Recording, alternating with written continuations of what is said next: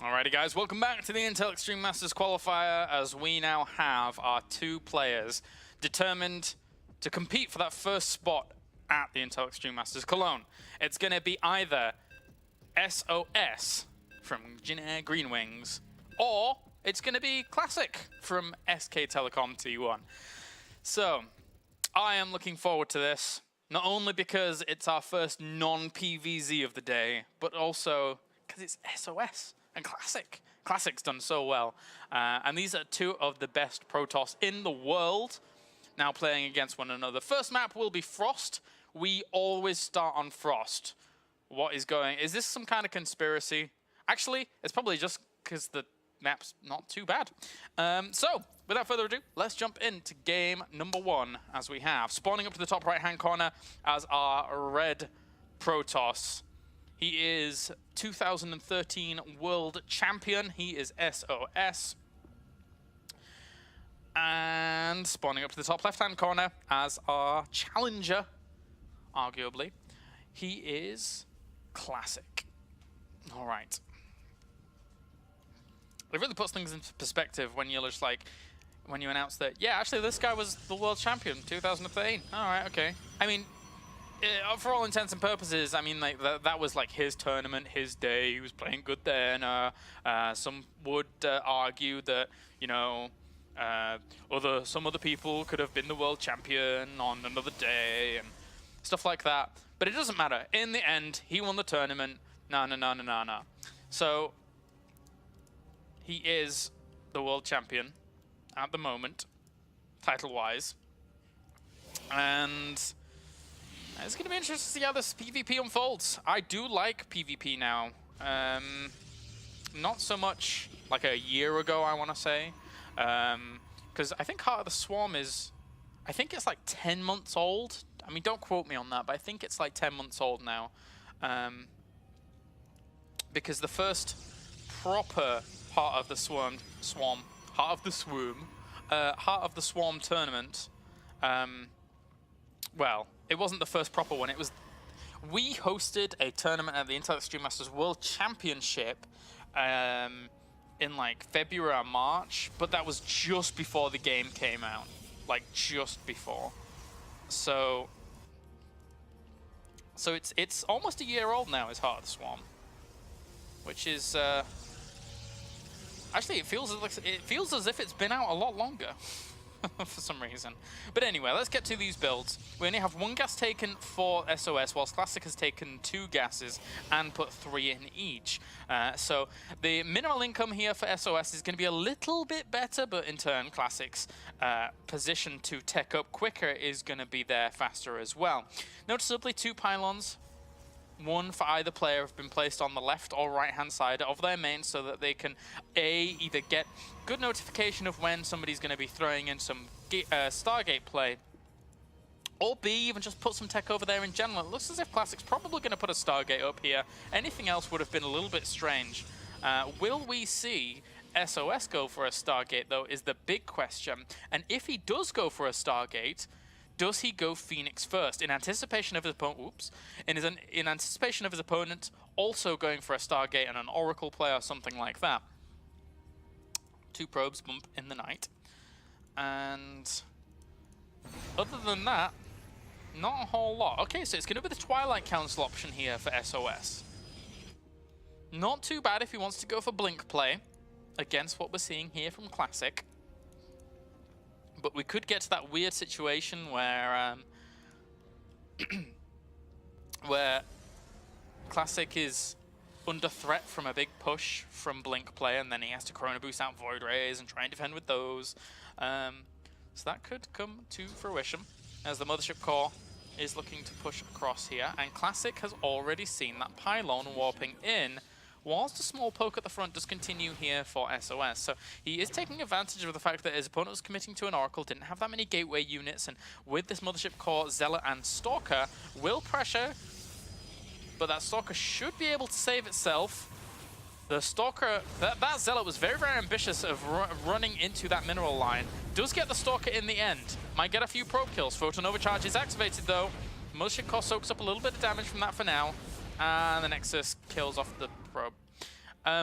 And there was a recall back because he has to defend now against the Oracle, which does enter the field of combat and gets 5 worker kills. So 21 workers to 24. In the end, Classic seems better off. And also Classic, having noticed that this pylon was there quite a bit ago, should be able to kill that with just Mothership Core alone. So that's a nice pickup for him, especially considering that SOS is chrono boosting out Blink now. Yes, he's getting a Nexus because his plans were a little bit foiled after this pylon was spotted by the Mothership Core, and he didn't really do too much with his aggression. But he knows, for the most part, that he can't move out too quickly. So Nexus is always a good choice here. And also, he doesn't really have too many gateways worth of production to really ramp up the pressure against his opponent. So, in turn, Classic 2 feels comfortable to get his Nexus. He doesn't know about his opponents, but nor does SOS. And now we just have 2 extra gateways being added on so he can start ramping up that Stalker count.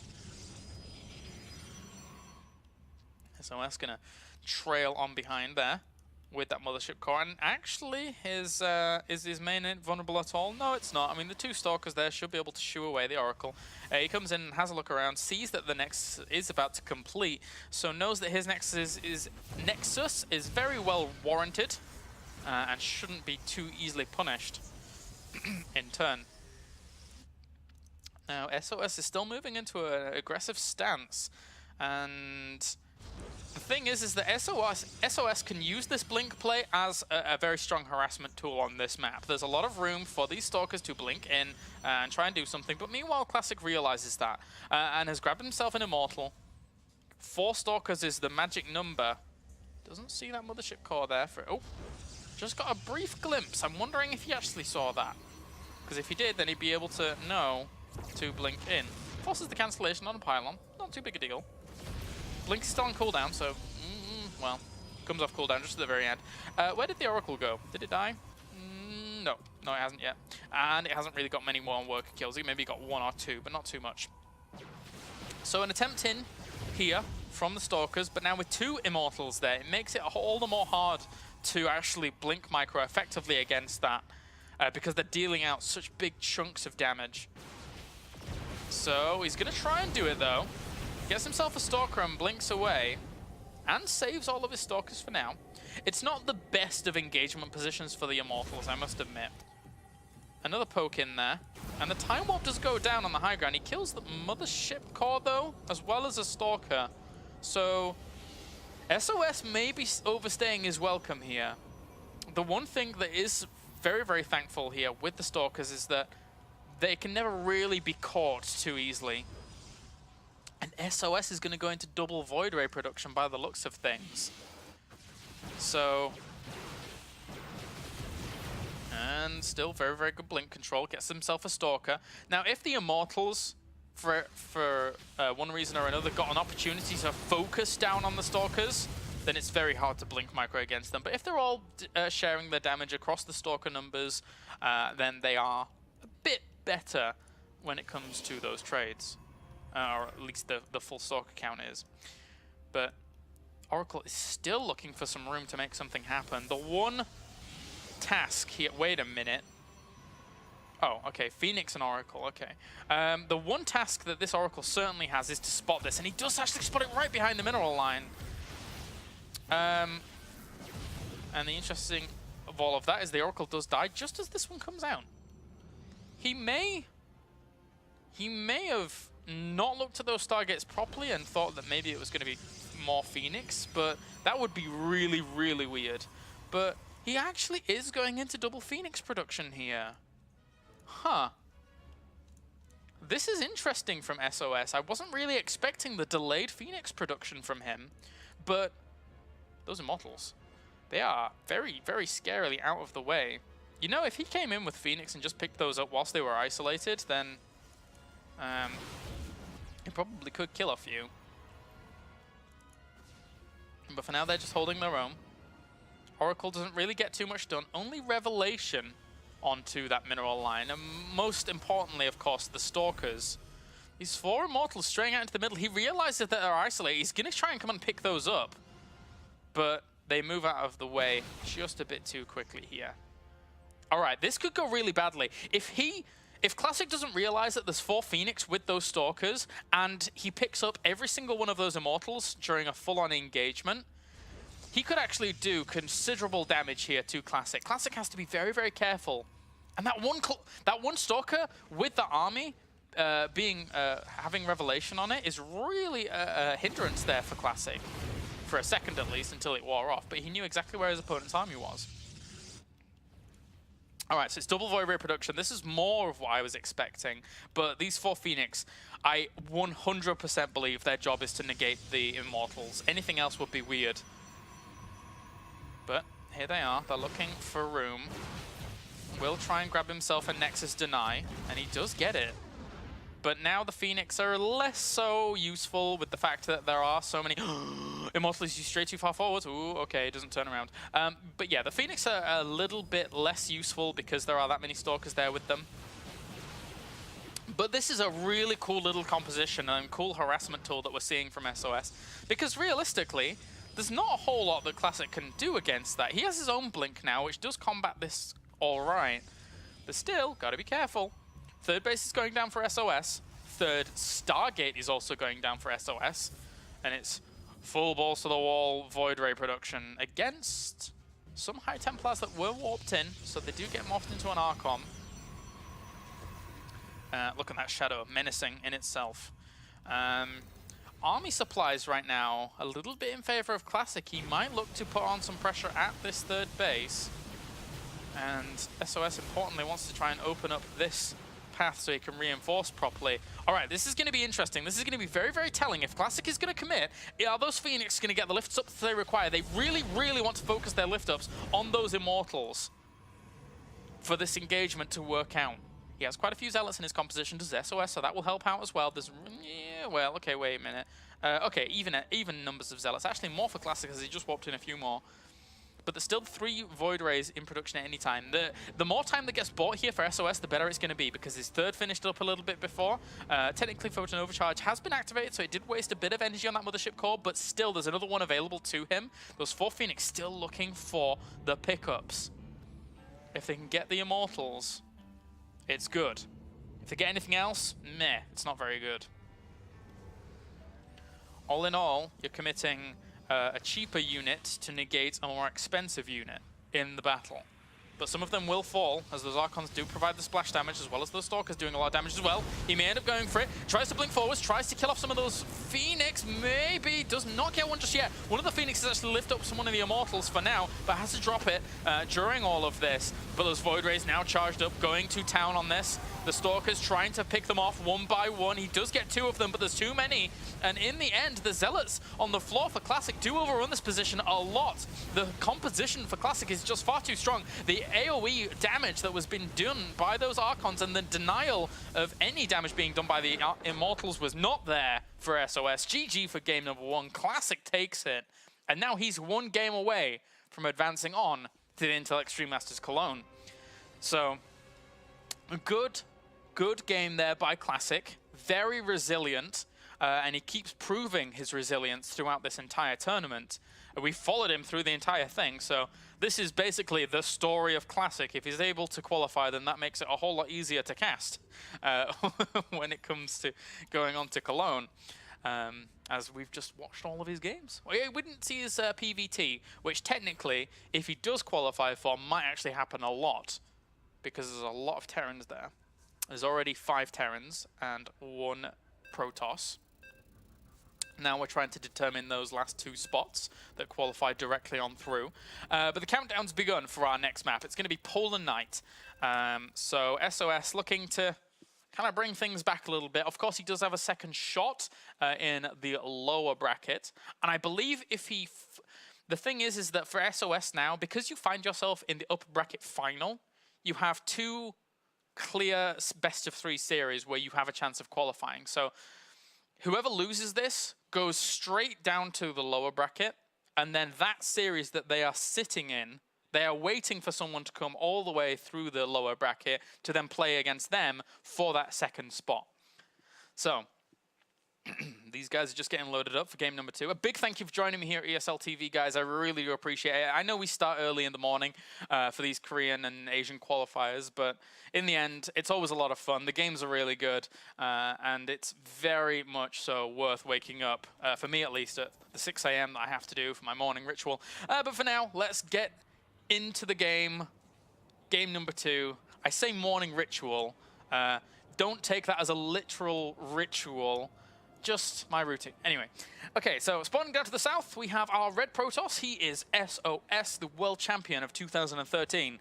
And up to the north, we have the guy who's stomping through today. It is SKT T1's Classic. Okie dokies. Some fun times have been had with Classic today. We've watched a lot of his awesome PvZ. And now his awesome PvP is coming out. SOS, I kind of liked the idea of what he was doing. I kind of liked it, but the problem is that it was just kind of a bit mishmash, a little bit gimmicky. Not so much gimmicky. A little bit. I will go with the word cute. Cute is the word. Like if he had got the opportunity to isolate some of those immortals and then kill them off earlier on, and then gone into an engagement later on, then that could have worked wonders for SOS. But in the end, that did not happen. The straight push came without him killing off any of his opponent's units, or really doing any damage to his economy. Aside from, I mean, the Oracle that he went for, the delayed Oracle, didn't do a thing, aside from Revelation once. But that's about it. So, a bit of a tough game one there for SOS. He opens up a little bit differently this game. He opens up with 2 gas geysers, as opposed to just the single. As does Classic, with the 2 gas geysers as well. And all in all, I think this is going to lend a little bit better to SOS's strengths. If he wants to go for Blink again, and if we see something like that from him come out, then he's going to have it a little bit quicker because he has a better gas income in comparison to game number 1. Whereas Classic, he's probably just going to play out the game in the exact same way he did last game. Because it's every single game plan he goes into these series with, it works out for him so well. Alrighty, well, probe's going to head on over, have a little bit of a look around for SOS. Does lose a bit of mining time with this probe, being the Scoot. But there we have the Stargate once again. This probe's just going to head straight on in, have a look around, see the Stargate. And now he has intel that his opponent has a Stargate, whereas his opponent does not have the intel about his SOS's. As Classic didn't send out a probe. So, now this is where mind games come into play. SOS knows about Stargate. Does SOS go Phoenix first to try and deny an Oracle? Oh, but Classic threw down a Twilight Council and cancels the Stargate. Told you, man, mind games. All right, anyway. So Stalker's going to move out as well here for SOS. Now it's important that he denies that. It's important that he denies the Stalker ever gaining vision up the high ground. And SOS begins a Phoenix and has fallen for the mind games and a Dark Shrine. Oh, Classic. I mean, Classic hasn't actually scouted out his opponent, but the thing is that if he believes that his opponent has also gone for a Stargate as well, then this is super clever. Because if SOS, off the back of seeing his opponent's Stargate, also has a Stargate... Wait, he's going for Blink as well. What on earth? All right, well, whatever. And he cancels the Dark Shrine. Oh, oh God. This is hard to cast, guys. He's just doing whatever he wants, man. He's Classic. He gives no... Yeah, he gives no... all right, so there's Phoenix on the way. I think this is a good choice by Classic because the Phoenix would have always saw a Dark Shrine. I was thinking on like a previous level of that thought process of, well, if he thinks his opponent went for a Stargate and he's already gone for a Stargate, then maybe he'll go for Phoenix. Maybe SOS will go for Phoenix to counter an Oracle Phone Classic, and then he won't have any detection for a Dark Shrine that would come along, and kaboom kabam. But that's not the case. The game is going to play out a little bit more normally.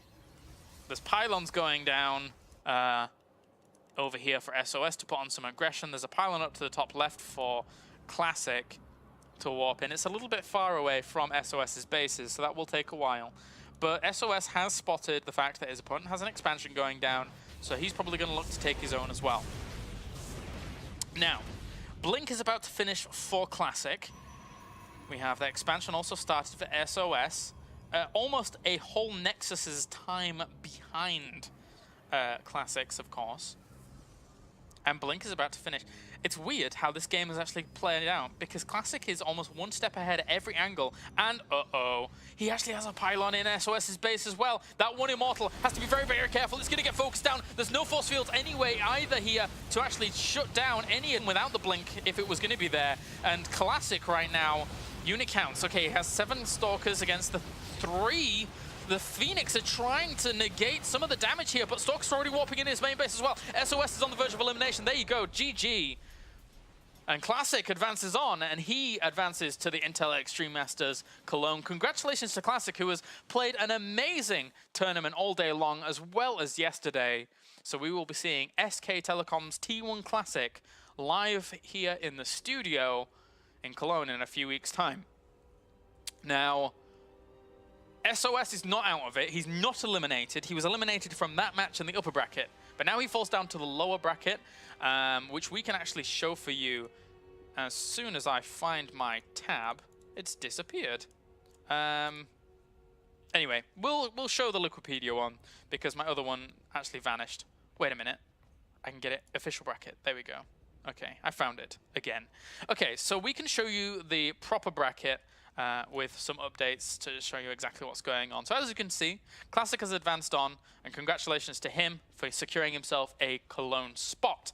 Meanwhile, down Bomber versus Jaedong, but it better not be going on. I'm gonna check in a second. Okay, so we'll do this really, really quickly. It's going on. Damn it! Ah! Okay. Bomber versus Jaedong. All right, so as you can see down in the lower, and then we have Cure versus Zhao Wei. And then the winner of that will play against Rain. So Bomber versus Jaedong will play Curious. And then obviously in this location right here is where we will have the winners of these two series play against one another. And SOS currently finds himself here in this final series, which determines the second spot finisher moving on to the Intel Extreme Masters Cologne.